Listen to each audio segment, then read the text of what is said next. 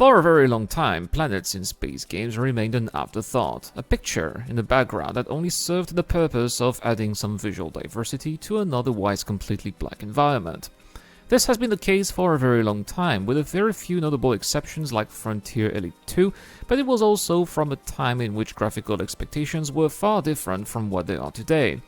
Even today, there are still plenty of space games in which planets remain solely a part of the decor, like in Star Wars Squadrons or X4, simply because exploring those planets is not the point of the game.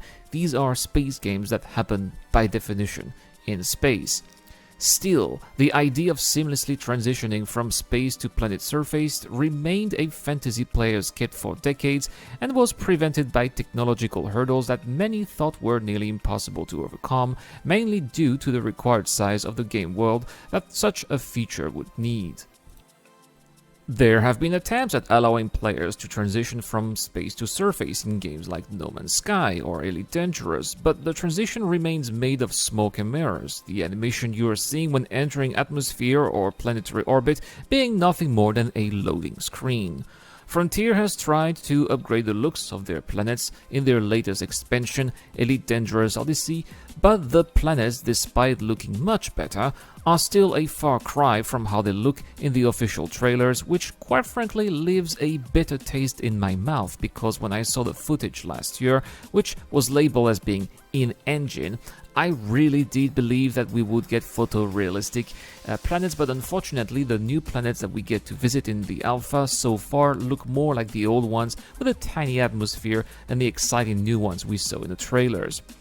There is, however, another game that has had space to surface seamless transitions for 3 years and a half now, and it's incredible to see how time flies, and that game is, of course, Star Citizen, which, for those of you who are new to the channel, I mostly cover on this channel. Now, Star Citizen has always focused on the quality of its graphics. In fact, the superiority of the game's graphics was something that was even pitched back in 2012 when the game was first announced. Planets were not originally part of the plan and were only introduced by the end of 2017. Yet, when Star Citizen Alpha 3.0 made them available for players to explore, the general feedback, despite the low frames per second and the all too frequent crashes to desktop, was overwhelmingly positive and encouraged Cloud Imperial Games to keep on pushing to what we are having right now in the current version of Alpha 3.13, which is the latest update of the game's Planetech v4. On the roadmap, the update is simply called Standard System Polish and says in its description that it aims at updating assets, object presets, planet painting, and the global data of all planetary bodies in the standard system, which is not complete yet, as we are still missing the upcoming gas giant Crusader, as well as its asteroid belt, the Iron Halo. So, how is this latest update? Well, let me tell you that this is, in my opinion, the best feature of this new Star Citizen Alpha 3.13 patch so far, which says a lot about the lack of content we are getting this quarter, but that is, of course, another topic for another day. There really is a huge difference between how planets looked from orbit before and after, and if there's anything as close to photorealism as there can be, this has got to be it.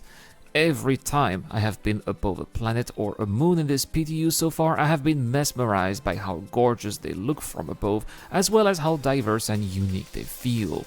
To some players, this may not be like much of a big deal, and one might argue that actual gameplay will be more important and desirable than gorgeous looking planetary bodies, but in the end, having graphics and visuals that are as believable as they can be does add significant immersion powers, which in itself provides players with enough motivation to return in order to get that quality of escapism that they wouldn't get in any other games. That feeling of truly being transported into another world, the thrill of being somewhere exotic we would never have the chance to visit here on good old planet Earth.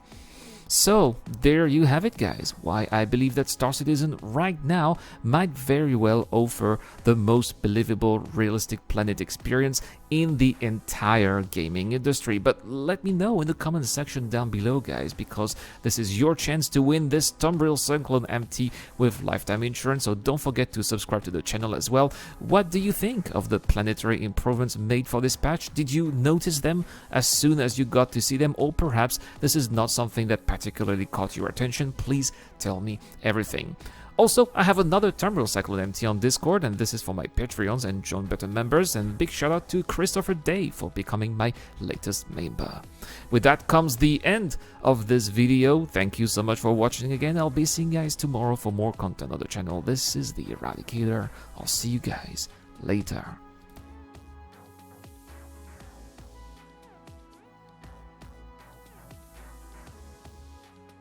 This video is brought to you by the people who support this channel on Patreon and via the join button as well. Supporters of the channel get access to lots of cool perks such as access to my private Discord, your question answered in the show, you get to know when I'm going to play, and also you get to have a chance to influence the editorial line of the channel. Any help is appreciated, starts at just $1 a month. Thank you very much for watching. This is the Eradicator, and I'll see you guys later.